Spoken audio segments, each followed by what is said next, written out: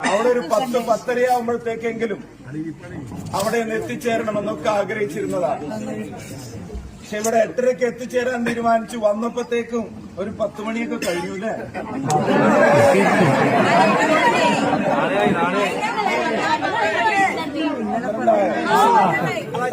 ഇന്നലെ വരണമെന്ന് വിചാരിച്ചതാണ്.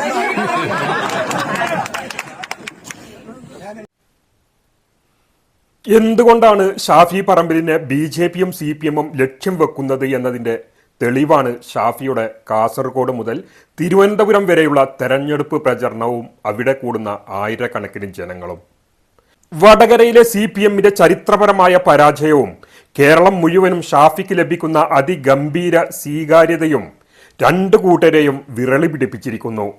രാഹുൽ മാങ്കുട്ടം പോലെ ഇരു കൂട്ടരുടെയും കണ്ണിലെ കരടായ ഒരാളെ അവർ ഇല്ലാതാക്കാൻ ശ്രമിക്കുമെന്ന കാര്യത്തിൽ യാതൊരു സംശയവുമില്ല. കാരണം ഷാഫി കോൺഗ്രസിന്റെ ശക്തിയും യുവജനങ്ങളുടെ പ്രതീക്ഷയും ഇരു കൂട്ടരുടെയും സമവാക്യങ്ങളെ പൂർണ്ണമായും തകർക്കുന്ന രാഷ്ട്രീയ ശക്തിയുമാണ്. അതിനാൽ ഷാഫിയും കോൺഗ്രസും ജാഗ്രത പാലിക്കണം. പാതിരാത്രിയിലും CPMന്റെ ശക്തി കേന്ദ്രങ്ങളിൽ ആയിരങ്ങളാണ് ഷാഫിയെ കാത്തു നിൽക്കുന്നത്. കുറ്റ്യാട്ടൂരിലെ പരിപാടി കഴിഞ്ഞിട്ട് പനമരത്തേക്ക് പോകുന്ന വഴി ഇവിടെ ഒന്ന് കയറി നിങ്ങളെ കണ്ട് അവിടെ ഒരു 10-10:30 അവിടെ നിന്ന് എത്തിച്ചേരണമെന്നൊക്കെ ആഗ്രഹിച്ചിരുന്നതാണ്. പക്ഷെ ഇവിടെ 8:30 എത്തിച്ചേരാൻ തീരുമാനിച്ചു. വന്നപ്പോഴത്തേക്കും ഒരു 10 മണിയൊക്കെ കഴിഞ്ഞൂല്ലേ?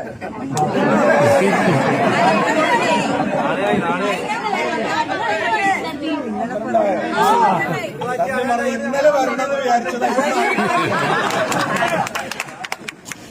ഞാൻ ഇന്ന് കാലത്ത് വടകര പാർലമെന്റ് മണ്ഡലത്തിന്റെ കീഴിലെ 11 പരിപാടികൾ, അതിന്റെ ശേഷം കോഴിക്കോട് കണ്ണൂർ കോർപ്പറേഷനിൽ 3 പരിപാടി 14, മാങ്ങാട്ടടുത്ത് 1 15, തില്ലങ്കേരിയിൽ 2 17, വെളക്കോട് 1 18, പിന്നെ പേരാവൂര് പോയി 19, കോളയാട് പോയി 20, കേളകത്ത് വന്നു 21, ആറളത്ത് പോയി 22, ശ്രീകണ്ഠാപുരത്ത് വന്നു 23, പയ്യാവൂര് പോയി 24, ബ്ലാത്തൂര് വന്നു 25, കുറ്റ്യാട്ടൂര് വന്നു 26.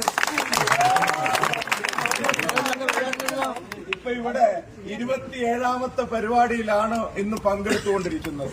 പക്ഷെ ഒരു കാര്യം ഞാൻ പറയാം, എവിടെ ചെന്നാലും ഗ്രൗണ്ടിൽ ഐക്യജനാധിപത്യ മുന്നണിയുടെ തരംഗമാണ് എന്ന്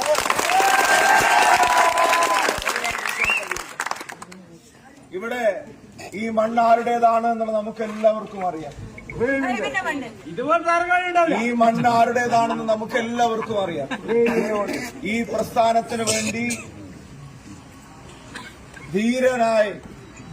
ധീരമായ രക്തസാക്ഷിത്വം വരിച്ച നമ്മുടെ എല്ലാവരുടെയും കണ്ണിലുണ്ണിയായിരുന്ന പ്രിയപ്പെട്ട പോരാളി ധീര ഷുഹൈബിന്റെ മണ്ണിലാണ് ഈ രാത്രി 12 മണിക്കും പിരിഞ്ഞു പോവാതെ ആയിരക്കണക്കിന് ആളുകൾ